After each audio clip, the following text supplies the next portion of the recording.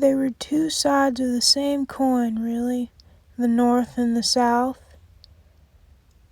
In the North, industry was king and highly populated cities ruled the land, while the South was more agricultural, with most of its population living in small towns with slaves as their workers.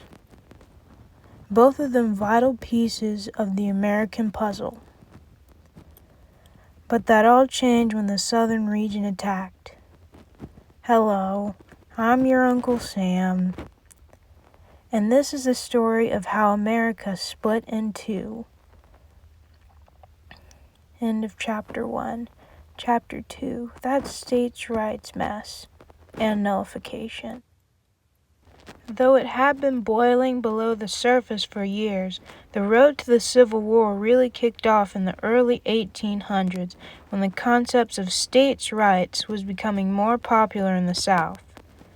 Southern states felt that states' rights allowed them to decide if slavery was illegal in their state, not the federal government. My land, my choice. I don't really think I have to explain why this is wrong. How foolish. The next thing you know, they'll think they have the right to cancel whole laws by themselves.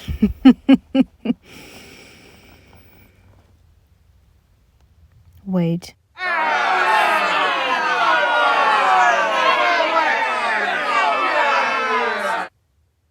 Essentially, the South was acting like a child, specifically South Carolina. They felt they had the power to cancel or nullify federal laws. I'm sorry, people, I thought we got rid of the AOC like 80 years ago. South Carolina nullified the federal tariffs, and they even started threatening to have a temper tantrum, secede.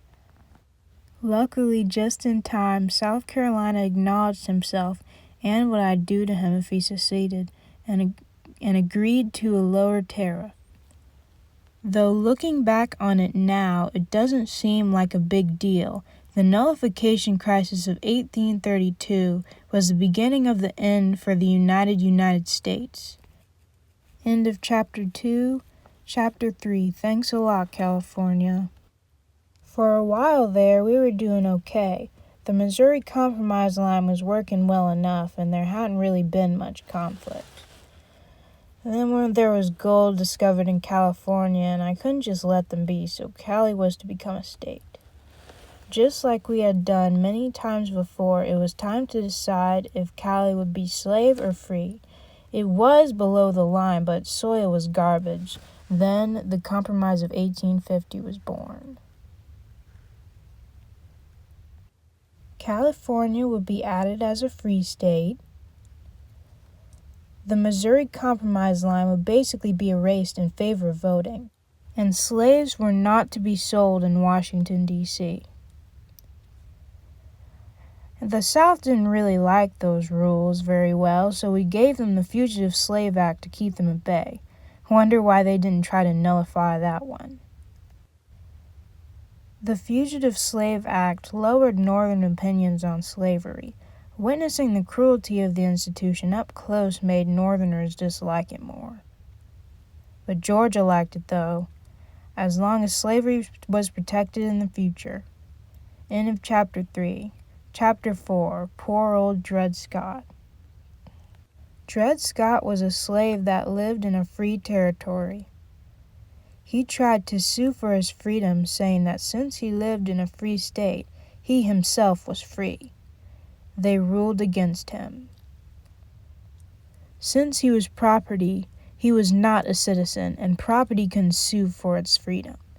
This case would serve as a sort of morale boost for the South. It showed that slavery was not restricted and could exist in all federal territory. Now, why are y'all looking at me like that? It was the Supreme Court's ruling, not mine. But it kinda was, because the Supreme Court is a federal body, and you're kind of the personification of the U.S. federal government, so... Shut up. End of Chapter 4, on to Chapter 5, The Spotty South. Around 1860, the South was debating secession. It's a common misconception that every Southern state was unanimous on slavery, and this was really not the case. Many states had different landscapes and soil quality within their borders. Georgia, for example, had lots of fertile soil in its southern regions, which is good for plantations and slavery is needed, while its northern regions don't have as good soil, therefore don't need slavery as much. I know that's a lot of words, but basically the debate of slavery in the South wasn't one-sided. End of Chapter 5, on to Chapter 6, The Election. Many people say Lincoln's election was like the straw that broke the camel's back. Well, it was more like the 1-ton boulder that broke the camel's everything. It was kind of a big deal. Lincoln ran for president with the new Republican Party. He carried the belief that slavery should be restricted. Of course, the South threatens to leave the Union if he is elected. And Lincoln is elected. First, South Carolina leaves. Then comes the rest of the South right behind him. And then the American Civil War begins. The end.